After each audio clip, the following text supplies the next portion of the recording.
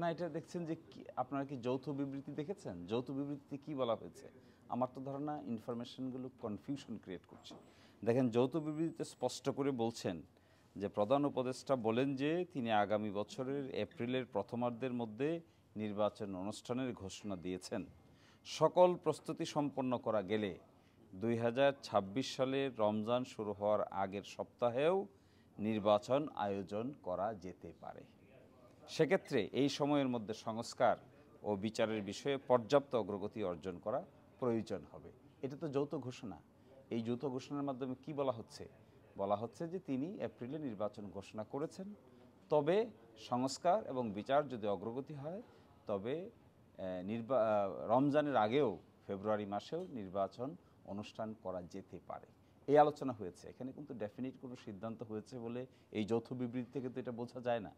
ফলে বিভিন্ন জায়গায় যে কথাগুলো দেয়া হচ্ছে, বলা হচ্ছে, এটা কিন্তু সুনির্দিষ্ট কোনো কনক্লুশনে পৌঁছা হয়নি। সম্ভাবনার কথা আলোচনা করা হয়েছে। তো সম্ভাবনার কথা আলোচনা যদি করে থাকেন ওনারা, এখানে বাংলাদেশেও আরও অনেক স্টেক হোল্ডার আছে, অনেক পলিটিক্যাল পার্টিজ আছে যারা পক্ষ বিপক্ষ নির্বাচনে অংশগ্রহণ করবেন। সেই দিন তারিখ, আমার ধারণা নির্বাচন কমিশন যখন দিন তারিখ নির্ধারণ করবেন, ঘোষণা দিবেন, তফসিল ঘোষণা করবেন, সেটাই হবে সুনির্দিষ্ট নির্বাচনের তারিখ। আপনারা ওটাকে কিভাবে দেখছেন? যদি ফেব্রুয়ারিতে ঘোষণা করা হয় রমজানের আগে, সেই বিষয়টাকে আপনারা কিভাবে দেখছেন? এটা যদির প্রশ্ন না তো, যে যৌথ বিবৃতিটা আছে এর বাইরে তো আপনিও যেতে পারছেন না, আমিও যেতে পারছি না। তো যৌথ বিবৃতির সাবজেক্ট ম্যাটার কি? যৌথ বিবৃতির সাবজেক্ট ম্যাটার হলো একটা পসিবিলিটির কথা বলা হয়েছে। যদি হয়, যদি সম্ভব হয়। হাইপোথেটিক্যালি তো এটা বলা ঠিক হবে না। না, যদি আপনারা এই এটাকে এই পজিটিভলি নিচ্ছেন নাকি এই এটাকে কি মনে করেন? এই হাইপোথেটিক্যালি আমরা তো নির্বাচনের রোড ম্যাপকে সবসময় পজিটিভলি নেই। আমরা শুরু থেকে কিন্তু বলে আসছি যে নির্বাচন সংক্রান্ত, সংস্কার সংক্রান্ত এবং বিচার সংক্রান্ত সুনির্দিষ্ট রোড ম্যাপ দিয়ে দেওয়া উচিত। যদি সুনির্দিষ্ট রোড ম্যাপ দিয়ে দেয় সরকার, অন্তর্বর্তীকালীন সরকার, তাহলে যে সমস্ত পলিটিক্যাল পার্টিজরা টেনশন করছেন কিংবা আলোচনায় অংশগ্রহণ করছেন, তারা আস্তে আস্তে নিশ্চয়ই এগুলো নিজেদের আন্ডারস্ট্যান্ডিংয়ের মধ্যে নিয়ে নেবে। এই প্রেক্ষিতে আমার কথা থাকবে, ইলেকশন করার জন্য যে রোডম্যাপ ডিক্লেয়ার করেছে অন্তর্বর্তীকালীন সরকার, আজকে বিএনপির সঙ্গে কথা হয়েছে, আলোচনা হয়েছে, এই আলোচনাটাকে আমরা সবসময় পজিটিভলি দেখি। আমরা কখনো ডেডলাইন দেওয়া, কাউকে বাধ্য করার পক্ষে নই। আমরা সবসময় আলোচনার পক্ষে। রাজনৈতিক প্রশ্নের সমাধান রাজনৈতিকভাবে আলোচনা করেই করতে হয়। ফলে আমরা আলোচনাটাকে ইতিবাচকভাবে দেখি। আমরা মনে করি এই আলোচনা বাংলাদেশেও করবেন, সব পলিটিক্যাল পার্টির সঙ্গে করবেন, এখানেও করেছেন। We congratulate the discussion with the political parties.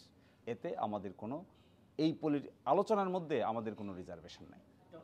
যদি আবারও বলি, যদি এপ্রিলের ভিতরে নির্বাচন হয়, আপনি তো একজন আইনজীবী, এর ভিতরে কি মানবাধিকার লঙ্ঘনের উপর যারা দণ্ডিত অভিযুক্ত তাদের বিচার কাজ করা কি সম্ভব কিনা?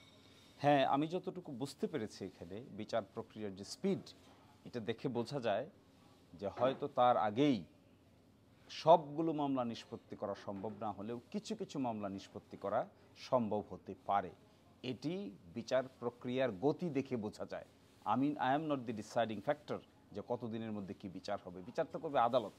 আদালত বিচার করার ক্ষেত্রে যে রোডম্যাপ থাকে, এই রোডম্যাপের যে লিগ্যাল স্টেপগুলো থাকে, এই লিগ্যাল স্টেপগুলো অগ্রসর হচ্ছে, এটা আমি বলতে পারি ফ্রম মাই অ্যানালাইসিস। যদি কোনো নির্বাচিত সরকার আসে, সেটা এপ্রিলে হোক ফেব্রুয়ারিতে হোক, আপনি যেটা বললেন যে কিছু কিছু বিচার কাজ সম্পন্ন হওয়ার সম্ভাবনা আছে এপ্রিলের আগেই, সেই ক্ষেত্রে যেই বিচার কাজগুলো থাকবে সেটাকে বাধাগ্রস্ত হওয়ার কোনো পসিবিলিটি আছে কিনা নির্বাচিত সরকারের অধীনে গেলে?